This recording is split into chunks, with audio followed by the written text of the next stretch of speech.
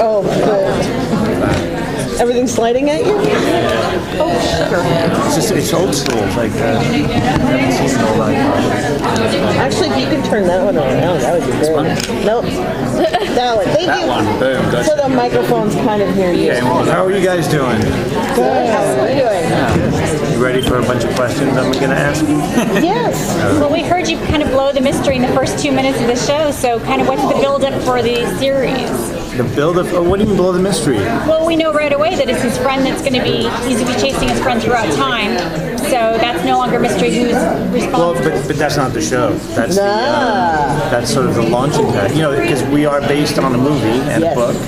So that happens in the first 2 minutes of the movie.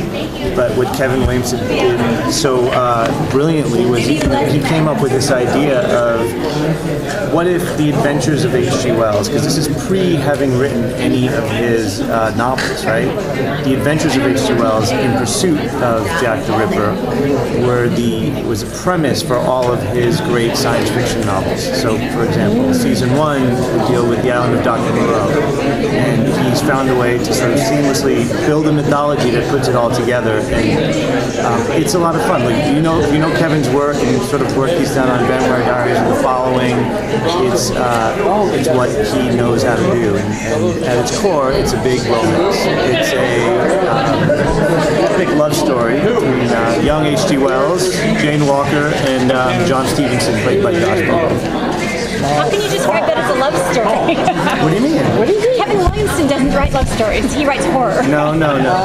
Let's talk Damon, Stefan, and Elena is an epic love story. Joe, Ryan, and Claire is an epic love story. It's surrounded by some thrills and horror, but there's love in there. So it's all about definition of love story, I'm noticing. Thank you. Yes. Okay. And what type of love, I'm assuming, is part of it? The obsessive versus the... But no, it's a big, fun action adventure show. And the idea behind it is really H.G. Wells' greatest hits. The adventures that he goes on inform his novels. And a lot of times these epic love stories that involve time travel, there is a sort of tragic element about it, since there are two people from basically completely different worlds. That is there hope for the romance to really develop with these vastly different people?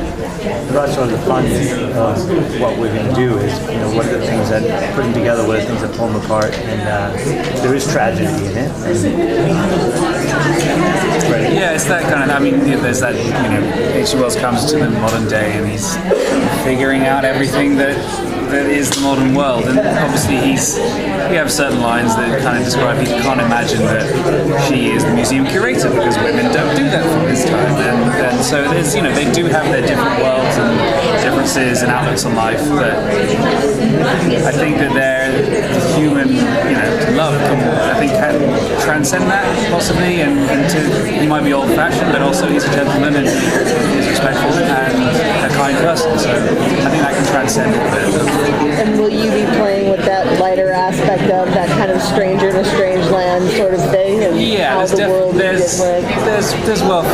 There's room for comedy there for sure, and I've enjoyed doing that and being able to just figure out what all these gadgets are and everything, and it's a fun aspect. I like that. And I will say, you did just mention how much H.G. Wells still has that, he's a gentleman and has that chivalry. Was that a fun contrast to go to after going back from Adam Cromwell, who has a bit more of an edge to it? Yeah, elements. Because I think Adam Cromwell still had elements of, he'd have moments, I think, when he saved Faith or he saved Mary, when he had those moments where he could. So that was like playing with him is constantly making me wonder, is he selfish or not, and what is he? But H.G. is just straight up. He's a good, kind-hearted person, and he has a strong moral code, but that is going to be tested throughout the show. Because he's constantly being pushed by John Stevenson, who's constantly doing despicable things, and eventually it really tests H.G. Wells whether he's going to start to succumb to, crossing that moral code. How much interaction do we see between those two characters initially through the series? Are they close? Are they just taunting each other across distance? We bring them together fairly quickly to then kind of play that game of pushing them apart, but it won't repeat itself because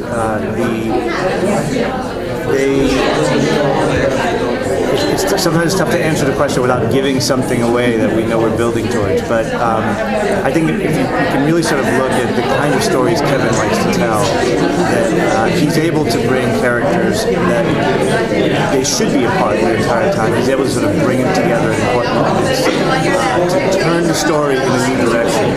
And I've seen now 6 episodes on paper. We haven't started shooting yet, but coming out of the writer's room. And it's a lot of fun, it's different. We did Vampire Diaries together and The Following, which totally was darker. This is different for us because there is comedy, there is levity in it, but what it's retaining are the twists and the turns and I think the thrills. So there's a chase, but we do sort of see them interact. I think that's important. Most looking forward to is playing the character. It is a character that's got a place in pop culture and the world. So what are you excited about bringing to it? One of the things that we really, has come from H.G. Wells is he has an obsession with utopia and that wide-eyed belief that humans will unite and we will live in some form of utopia. Like he thinks he sees it as inevitable because it has to be, and so there's a whole theme to the show which I love. It's that technology and science has a responsibility, and hopefully it's going to further the progress of the human race and make us all get along. It's what he believes in 1893. He's like, how can technology not bring people together? If we ever get to a point where you can communicate easily and transcend boundaries, and he gets here and he sees what the world is like, and he's profoundly disappointed. So, please have him play Bioshock at least once. What's that? I said, please have him play Bioshock at least once.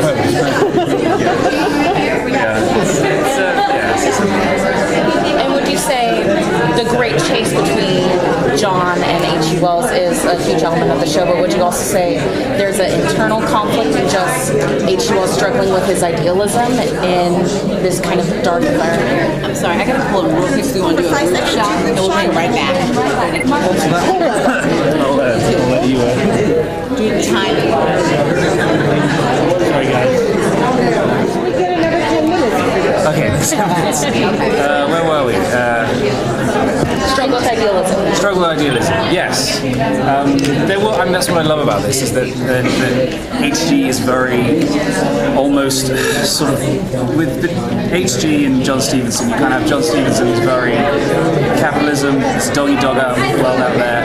Every man for himself. HG is more sort of left wing. I can kind of put it in those ways of I think we can come together. He believes in the humanity, and he's gonna I love that friendship between him and John Stevenson because they're best friends, but they have such different views on the world.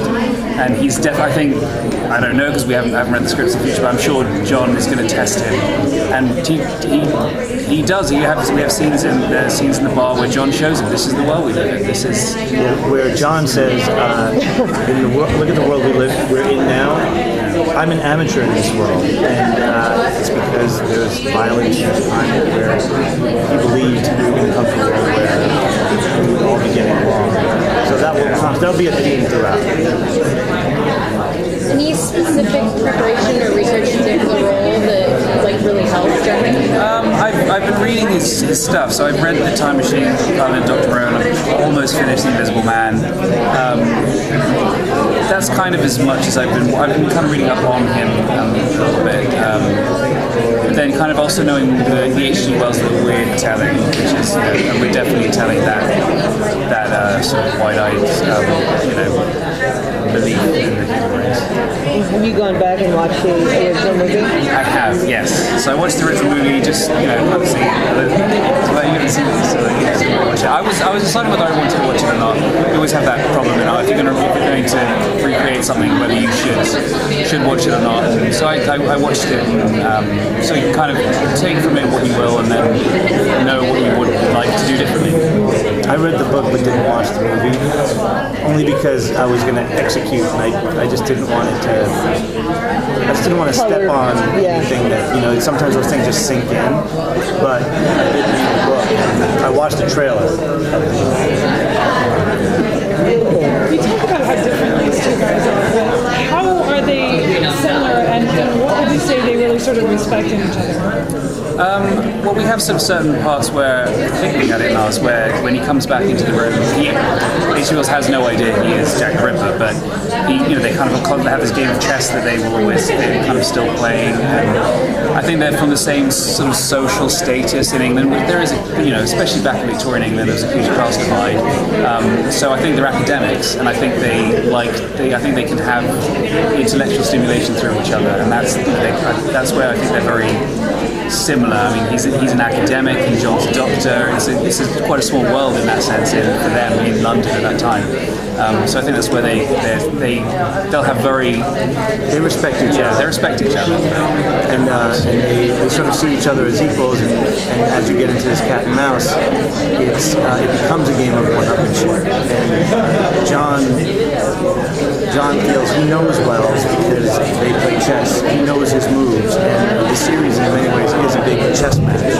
So they have the bond of two best friends who have a lot in common in terms of they're both smart and educated. They debate things when they get together back in London. And then, but they also, as best friends often do, you sort of compete with each other. And they're going to eventually compete for the girl. Which brings me to the epic love. There's that scene especially, and you can see that sort of in the original movie where H.G. Wells is very excited to show his time machine to all his friends, and everyone loves him off. But John's the only one who actually gives him the benefit of the doubt, and actually asks questions, and doesn't just kind of laugh at him, essentially. So they have that kind of respect for each other. He's willing to give him a chance. Good? Yeah. Wonderful. And going back to this epic love story, what draws HG to Jane from your perspective? Then Marcos, what draws John to Jane? For HG, I think he's possibly the same as John Stevenson, is that women's rights have definitely come a long way since 1893. So then just seeing a woman who is powerful and strong and but at the same time kind is definitely something that is very attractive to him. He's in dire needs when he gets to the future, and she's the only person who seems to have what he saw as the future for the human race. She has compassion, and that is, I think, a huge attraction. I think for John, same thing.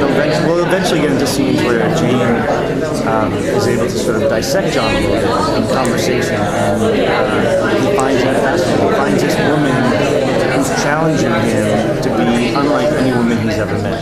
I think that just speaks to the time he's coming from. So it falls for her. Do you think that'll put her in danger? Sorry? Do you think that'll put her in more danger? Of course. There's always peril in great love stories. Just talk about the casting. How tough was it to find these leads? What was it about them? Oh, it was really tough.